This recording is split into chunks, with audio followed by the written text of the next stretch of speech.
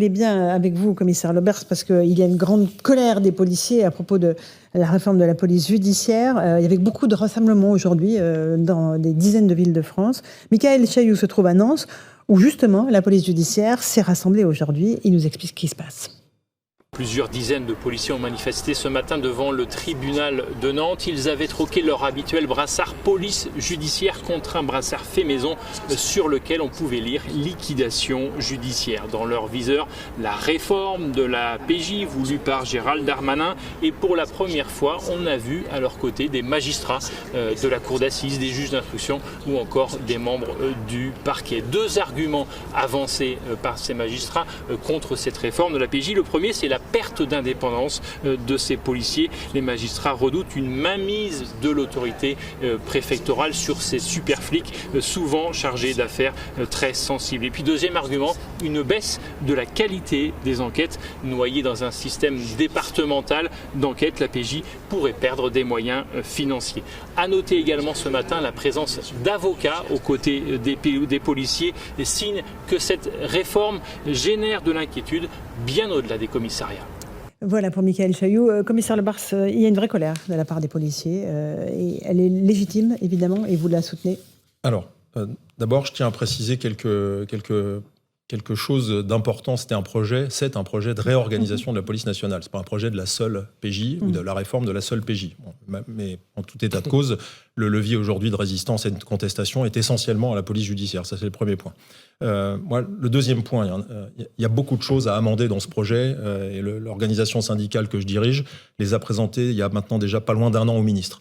Il y a des procès de mauvaises intentions qui sont faits et il y a la réalité du projet. La réalité du projet, c'est, pour faire simple, pour que les auditeurs et téléspectateurs comprennent, c'est de réformer la police pour mettre un seul chef de la police à la tête de tous les départements. Il faut amender ce projet, d'abord parce qu'il y a des missions de police et il y a des services qui nécessitent d'être en dehors de l'emprise départementale. Non pas pour des raisons politiques, parce que ce procès-là est relativement indécent. Je ne voudrais pas être désagréable, mais quand j'entends le syndicat de la magistrature qui fait état d'une éventuelle police politisée, c'est quand même pas le syndicat de la magistrature qui nous a fait le mur des cons ou le guide du manifestant oppressé par la police qui va nous parler de politisation. Jusqu'à présent, la police n'est pas politisée.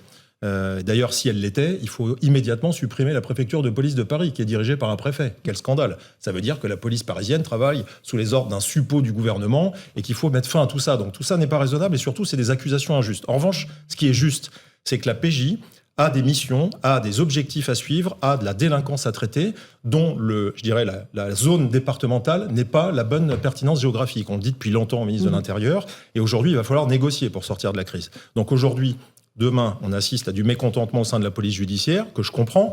Il s'est d'ailleurs aggravé avec l'éviction d'un chef de police à Marseille, qui a été à la fois brutal et à mon avis inopportune, mais je l'ai dit aussi publiquement parce que c'est un chef qui fédérait derrière lui, qui est un grand chef de PJ. Et on a l'impression qu'on peut jeter comme ça un commissaire comme un Kleenex alors qu'il a 30 ans de carrière avec de la réussite sur le crime. Donc aujourd'hui, le ministre de l'Intérieur, le directeur général de la police, et puis nous, en organisation syndicale, il faut de façon responsable trouver une issue pour sortir de la crise.